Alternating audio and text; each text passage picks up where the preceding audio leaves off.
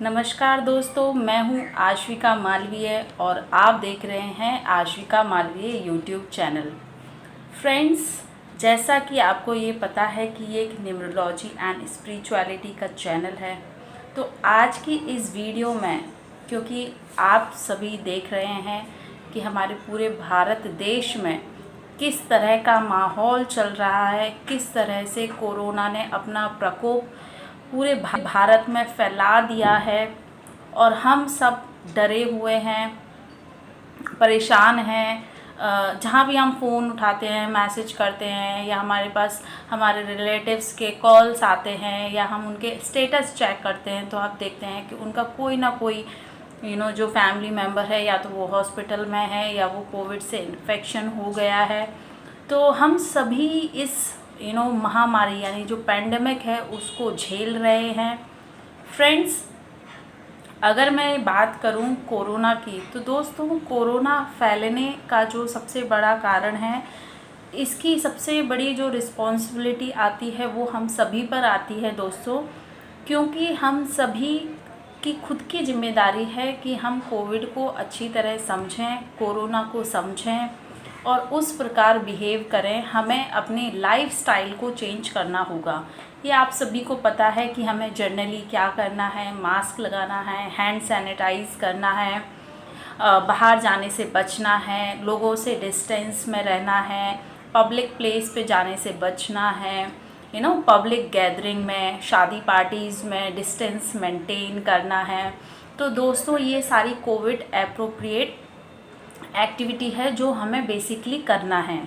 But friends, आज की इस वीडियो में मैं आपको कुछ ऐसे सुझाव देने जा रही हूँ, कुछ ऐसे उपाय बताने जा रही हूँ जो मेरे पर्सनल एक्सपीरियंस है कि जब मैं 2 बार, आप मानिए मैं 2 बार कोरोना पॉजिटिव हुई थी।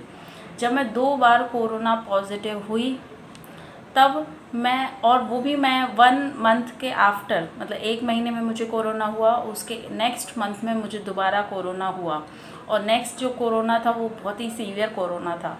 तो फ्रेंड्स, मैं इस फेज़ से निकली हूँ, बट मेरी इंटरनल पावर, आप कहें तो मैंने अपनी इंटरनल पावर का यूज़ किया। मेडिसिन तो मैंने ली थी, सारी मेडिसिन ली, डॉक्टर का फॉलोअप लिया, आइसोलेशन में रही, डिस्टेंस मेंटेन करी, हाइजीन मेंटेन करी, सैनिटाइज़ किया, हैंड वॉश किए। बट दोस्तों, उसके अलावा जो बहुत इम्पॉर्टेंट चीज़ थी जो मैंने करी और जिसका मुझे बेनिफिट मिला, दोनों बार मुझे दोस्तों बेनिफिट मिला। मैं घबराई नहीं अंदर से, मैंने उस चीज़ का पालन किया। तो आज मैं आपको वो उपाय बताने जा रही हूँ, वो सुझाव बताने जा रही हूँ, तो जिन्हें आप करके, अगर आप वो सुझाव मानते हैं, उपाय करते हैं, तो उससे आपको काफ़ी हद तक रिलीफ मिलेगा। आप जल्दी रिकवर करने लगेंगे, आपकी इंटरनल पावर बढ़ेगी, आपकी मेंटल शक्ति बढ़ेगी, मानसिक शक्ति बढ़ेगी, आपकी आंतरिक शक्ति बढ़ेगी किसी भी प्रकार के रोग से लड़ने के लिए। तो दोस्तों, मैं हूँ आश्विका मालवीय, तो सब्सक्राइब कर लीजिए मेरे चैनल को, बेल आइकन बटन को दबा दीजिए और ज़्यादा से ज़्यादा इस वीडियो को शेयर करें, ताकि लोगों के अंदर जो भय है, जो डर है, वो डर ख़त्म हो और वो अपनी आंतरिक शक्ति को बढ़ाएं, वो अपनी मानसिक शक्ति को बढ़ाएं, इस प्रकार की किसी भी प्रकार की बीमारी से लड़ने के लिए। तो दोस्तों, पूरी वीडियो को अंत तक देखिएगा। जो मैं उपाय बताने जा रही हूँ वो डेफिनेटली आपके लिए काम करेंगे। फ्रेंड्स, सबसे पहले आपको जो करना है कि अगर आप जिस रूम में आइसोलेट हैं, आप जिस रूम में रह रहे हैं दोस्तों, उपाय से पहले मैं आपको महत्वपूर्ण बात बताना चाहती हूँ, जैसे आप सुनिए, क्योंकि जब तक आप उस बात को समझेंगे नहीं तब तक आप वो उपाय अप्लाई करेंगे, क्योंकि जो भी हम काम करें हमें उसे लॉजिकल रीज़न से करना चाहिए। तो फ्रेंड्स, सबसे पहले आपको समझना होगा कि आध्यात्मिक रूप से हम इस बात को समझते हैं कि जो कोरोना है दोस्तों, कोरोना हम सभी को पता है कि चाइना के वुहान शहर से पूरे विश्व में फैला है।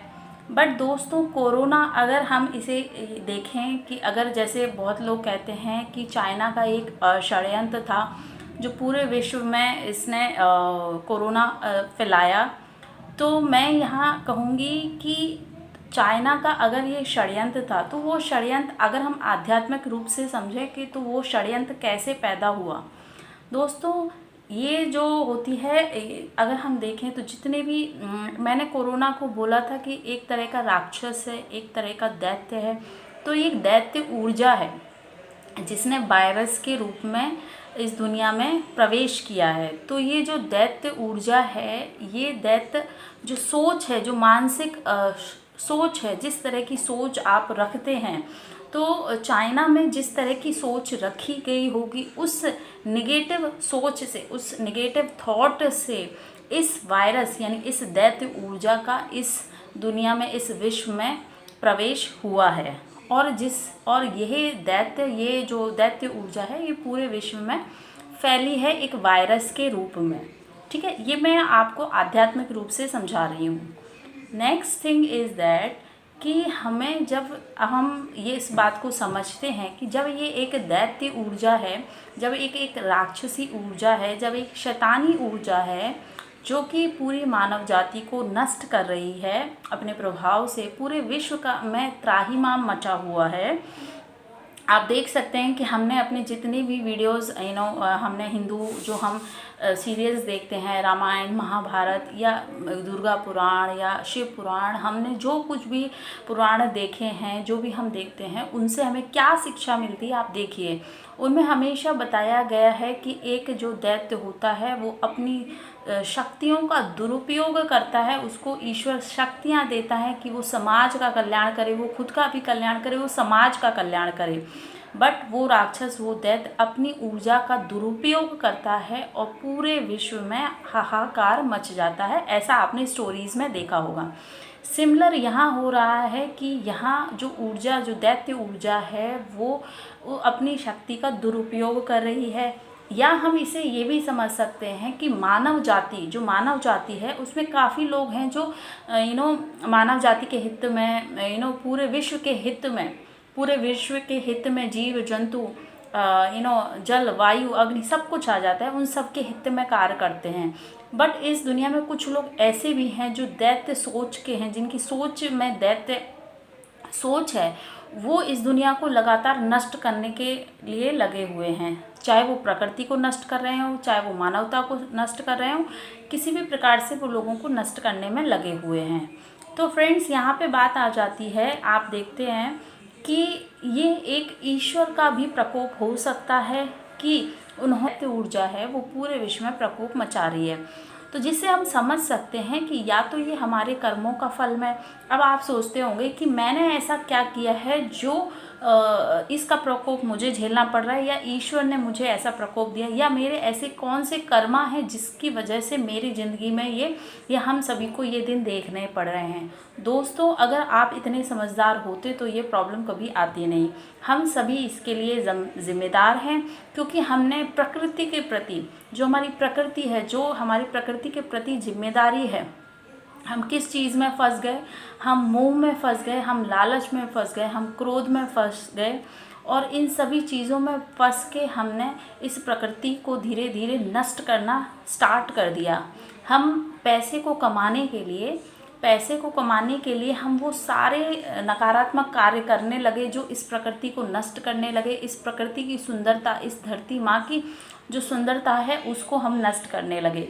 तो दोस्तों, अब हम यहाँ देखें तो या तो ये ईश्वर का भी प्रकोप हो सकता है कि उन्होंने किसी दैत्य ऊर्जा को भेजा कि जाओ और यहाँ मानव जाति को आपको ये रियलाइज़ कराना है कि आप सत्कर्म पर चलें, प्रकृति की देखभाल करें। आपका जन्म हुआ है प्रकृति की देखभाल करने के लिए, आपका जन्म हुआ है प्रकृति के, जो आपको प्रकृति से मिल रहा है उसको आप यूज़ करें, बट इस तरह से यूज़ करें कि आप प्रकृति को नुकसान ना पहुंचाएं।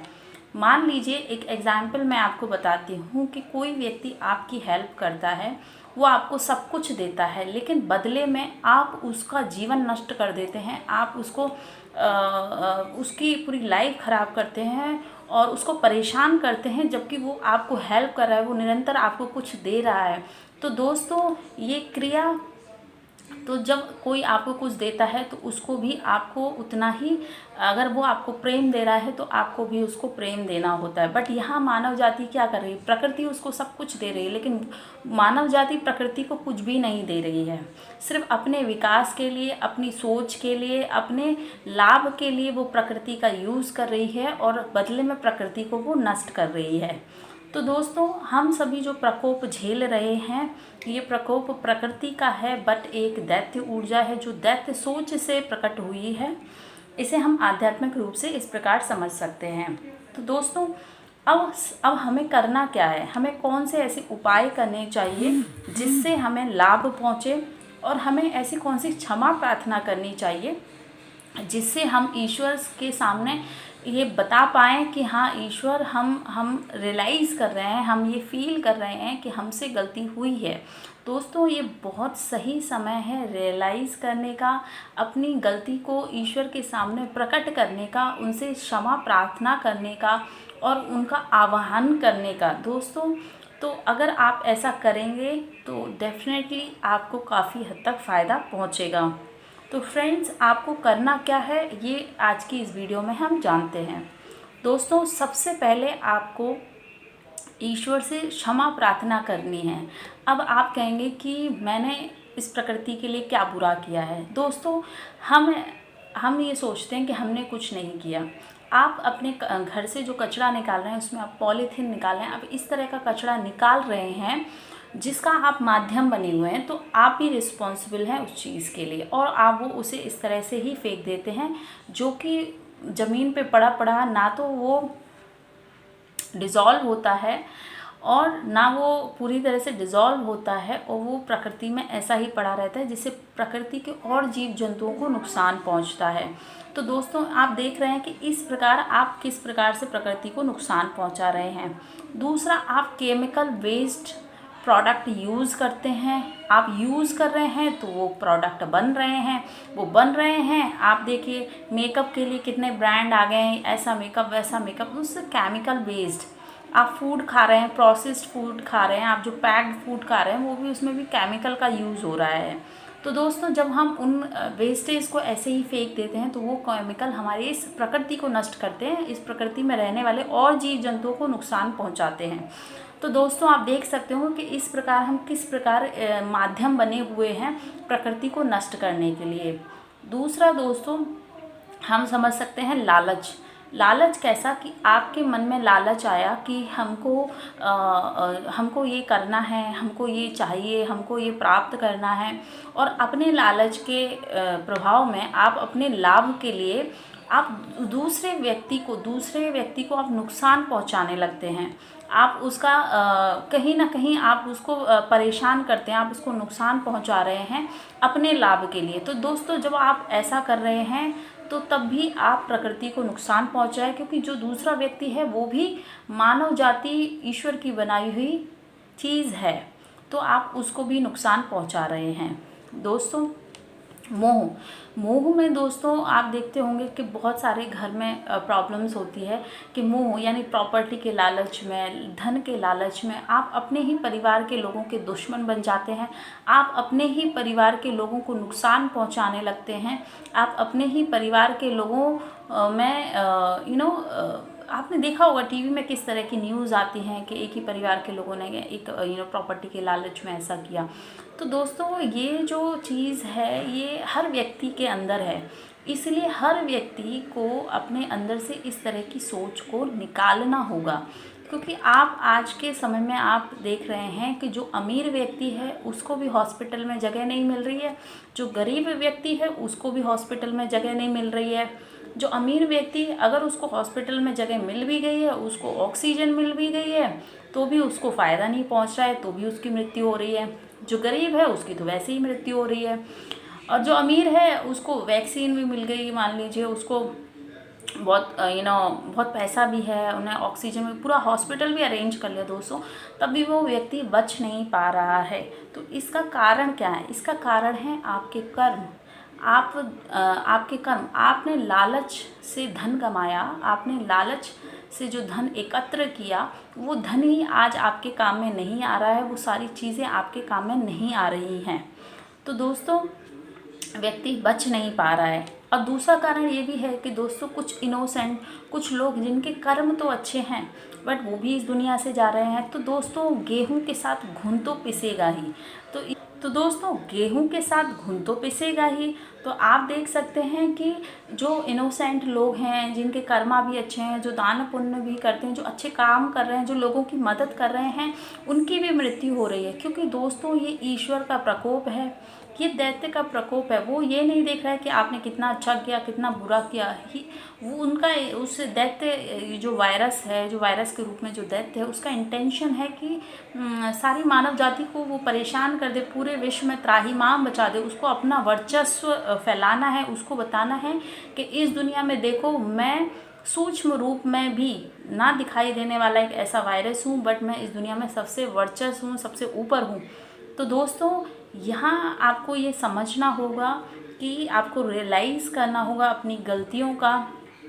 अपने मन से मोह हटाइए, किसी भी वस्तु का मोह मत रखिए, ना किसी भी रिश्ते का मोह रखिए कि किसी भी रिश्ते के मोह में आप किसी दूसरे व्यक्ति को नुकसान पहुंचाएं, किसी भी वस्तु के मोह में आप प्रकृति को नुकसान पहुंचाएं, किसी भी चीज़ के मोह में, लालच में, मतलब आपने लालच में पैसा कमाया और आपका वो पैसा भी आपके काम में नहीं आया। तो दोस्तों आज आप ऐसी स्थिति बिल्कुल बन चुकी है। आप देख सकते हैं सभी लोग एक बराबर की कैटेगरी में हैं। किसी को भी उनके पैसे का फ़ायदा नहीं पहुंच रहा है, उनकी पहुंच का फ़ायदा नहीं पहुंच रहा है, क्योंकि सभी एक ही कतार में हैं। सभी को नीड है, और जो हमें चाहिए, जो हमें रिलीफ चाहिए, जो हमें आराम चाहिए, जो हमें दवाइयों से फ़ायदा चाहिए, जो हमें दवाइयों से हीलिंग चाहिए कि हम जो दवाई खा रहे हैं वो हमें लग जाए।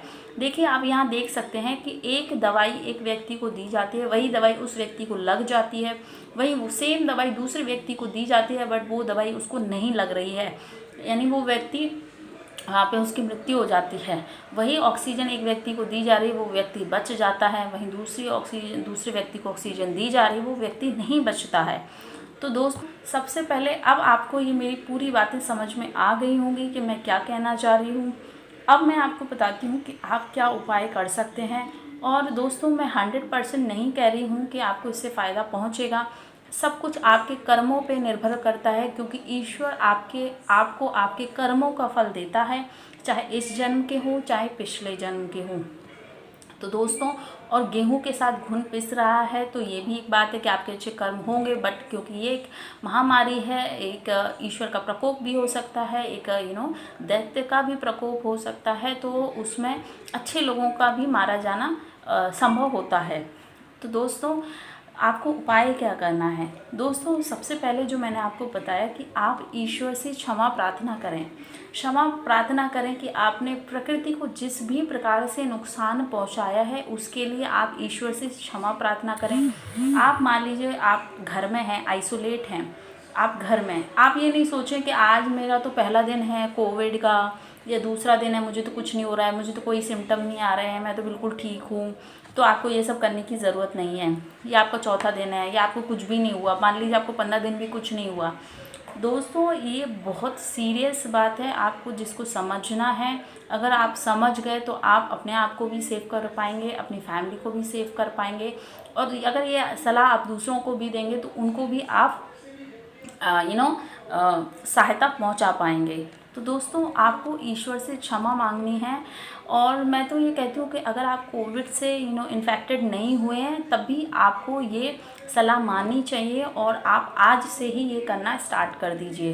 दोस्तों हमेशा आप वक्त निकालिए, सुबह के टाइम या शाम के टाइम आप समय निकालिए और ईश्वर से क्षमा मांगिए कि हे ईश्वर, अगर मैंने किसी भी प्रकार से इस प्रकृति को नुकसान पहुंचाया है तो मुझे क्षमा करिए। दूसरा दोस्तों, क्षमा मांगने के बाद आपको उस पर काम भी करना है। मतलब आपको अपने कर्मों पे ध्यान देना है कि आपके किसी कर्म की वजह से प्रकृति को नुकसान ना पहुँचे। तो इसलिए आप अपने घर से जो भी केमिकल प्रोडक्ट बाहर निकालते हैं गार्बेज के रूप में, या जो भी प्लास्टिक निकालते हैं, उसको अच्छे तरह से पैक करिए, रैप करिए, ताकि वो किसी भी दूसरे व्यक्ति को, किसी भी दूसरे जंतु को, किसी भी दूसरे व्यक्ति को इस प्रकृति को नुकसान ना पहुंचा पाए और उसका प्रॉपर डिस्पोजेबल हो सके।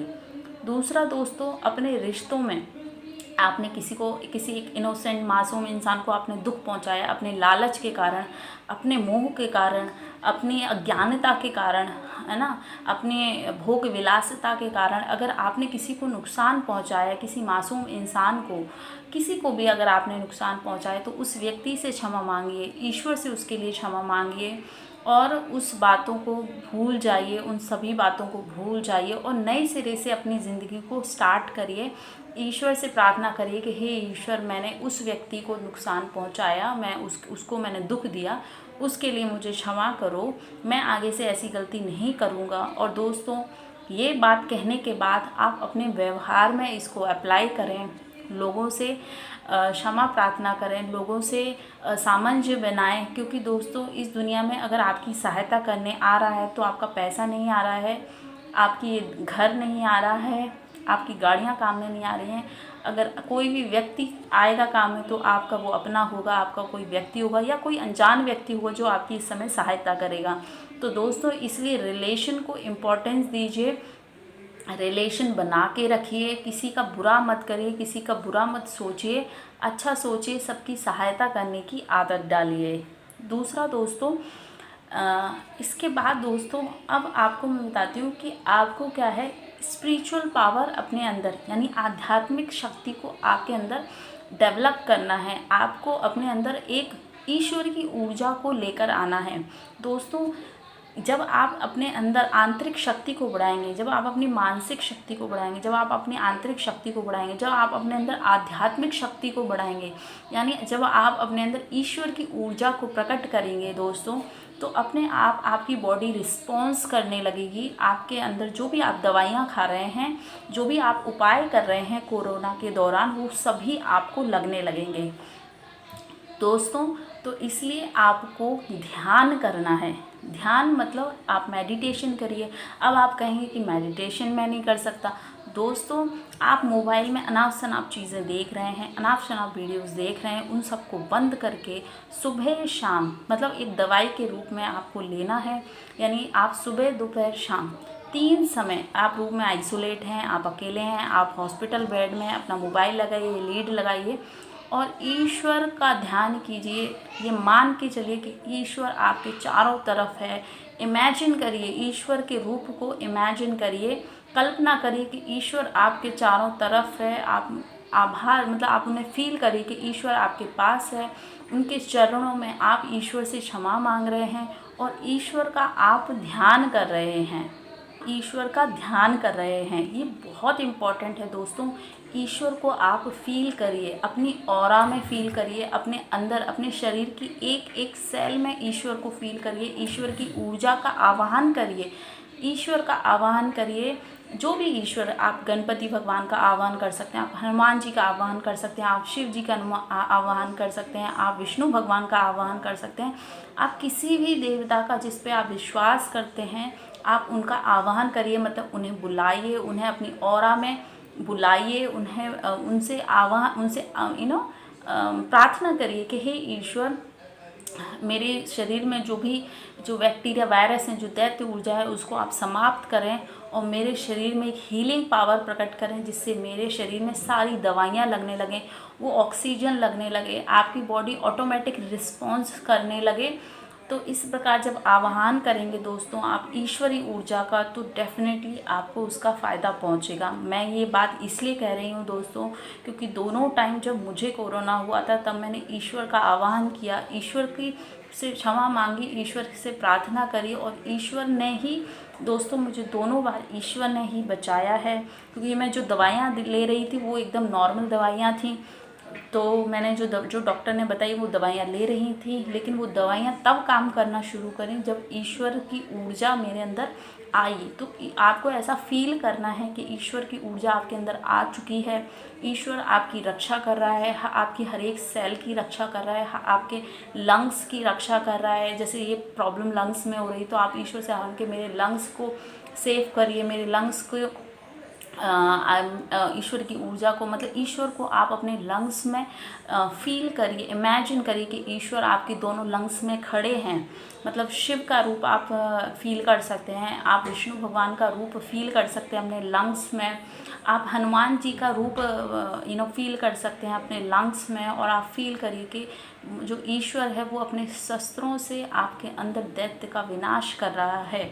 दोस्तों जब आप ऐसा फील करेंगे, आप देखेंगे कि 5 मिनट के अंदर, 5 मिनट तक आपको ऐसा फील करना है कि ईश्वर आपके लंग्स में खड़े हुए हैं अपने शस्त्रों के साथ, और उन्होंने अपने शस्त्रों से जो कोरोना नामक दैत्य ऊर्जा है उसका विनाश कर दिया है, और सारा कोरोना नामक नेगेटिव ऊर्जा है वो आपके लंग्स से निकल गई है, और आपके लंग्स एकदम स्वस्थ हो गए हैं। और ईश्वर का धन्यवाद प्रकट करिए इसके लिए, और गहरी सांस लीजिए।